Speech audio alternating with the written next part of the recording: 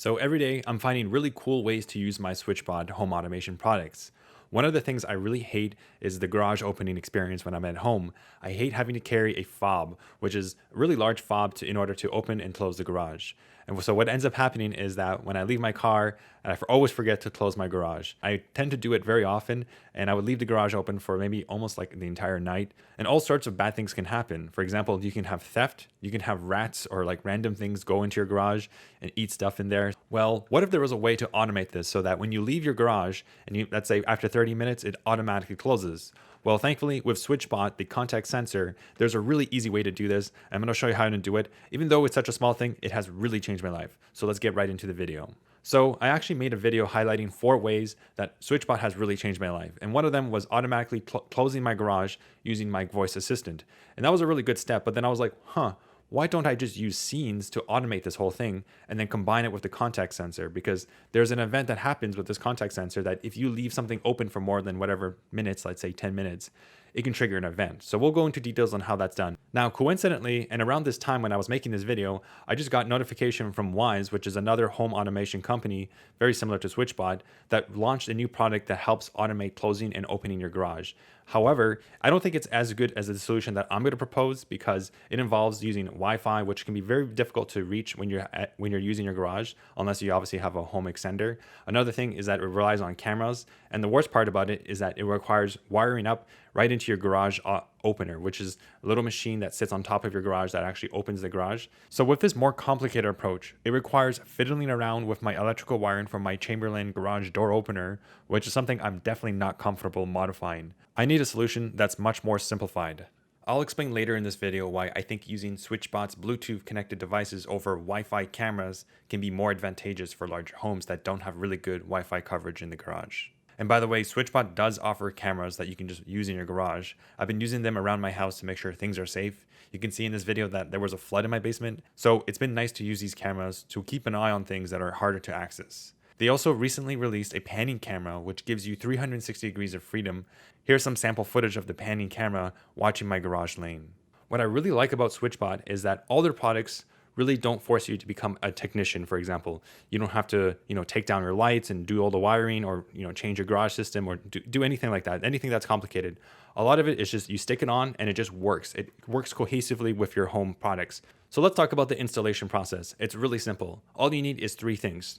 First is obviously the contact sensor, which is pretty inexpensive and a really nifty device. The second thing is that you'll need the SwitchBot Hub. And there's 2 versions of that. There's the larger cloud one, which has a really cool LED light. I kind of like it. And it also has a nice magnetic thing that you can put it towards your wall. I don't know, it's just like a nice touch, but totally unnecessary. And then you can get the more regular looking smaller mini hub. By having this hub, it connects Bluetooth devices to your cloud so that you can interact with the Google Assistant. It's extremely important and it's a really good investment, especially if you plan on investing more products in the SwitchBot ecosystem. The third and last thing you'll need is a garage fob, and you can buy any cheap generic brand off Amazon or you can use your existing one. All you really need is kind of like a flat surface so you can stick the actual SwitchBot onto it so that it can trigger it. I guess that's actually 4 things that you need. You need the actual SwitchBot. So all in all, it's really easy to set up. First, you'll take your contact sensor and you'll stick it onto your garage so that when your garage opens, there's 2 pieces of the contact sensor. One is a magnet and one is the actual receiver, the Bluetooth receiver. So when the garage opens, you notice that those 2 pieces separate and that gives the signal that the garage is left open. And that's really cool because then you can get alerts when you, for example, you've left the garage open for more than 10 minutes. The next thing you'll want to do is simply stick the SwitchBot with the adhesive onto the garage fob. Then that will actually trigger turning on and closing the garage. Lastly, you want to connect these 2 devices to your SwitchBot Hub, so that way you're on the cloud. And then you can set up your scene. First, we need to open up the SwitchBot app, and then we can set up our triggers. As you can see, it's really easy. All I need to do is say, when the garage door is left open for 10 to 20 or whatever 30 minutes, trigger such that it clicks the SwitchBot. And that will actually close the garage. I covered the whole garage fob setup in my previous video, so if you want more details about that, definitely check it out. I'll leave a link in the description. So I want to quickly show a scenario that you may experience where trying to hook up something in your garage, so the garage is over here, it may actually be too far from the router. So the router is right over here, and that could be a long distance. You could actually strategically place your SwitchBot Hub in between the 2 places so that it's Bluetooth range. So it's actually going to be using Bluetooth. So This is a Bluetooth and then Bluetooth around here. So you can have all these devices encircling this SwitchBot hub, and you can put it right in the middle so that your garage will have access to your SwitchBot. Now, if your Wi-Fi is on the other side of the house and you're trying to connect it all the way here, it's going to be very difficult to get that signal. So this is why SwitchBot can offer more flexibility. And of course, SwitchBot offers you the option to put another SwitchBot Hub 2 here, for example, so that you can connect all your devices to this SwitchBot 2, and then you can connect all the devices located here to this SwitchBot. And of course, these devices, the SwitchBot hubs, use Bluetooth to connect to their actual small device, to the IoT devices, and then it uses Wi-Fi to actually speak to the internet and whatnot. So this ensures that you can have full range, full coverage in your house when using SwitchBot.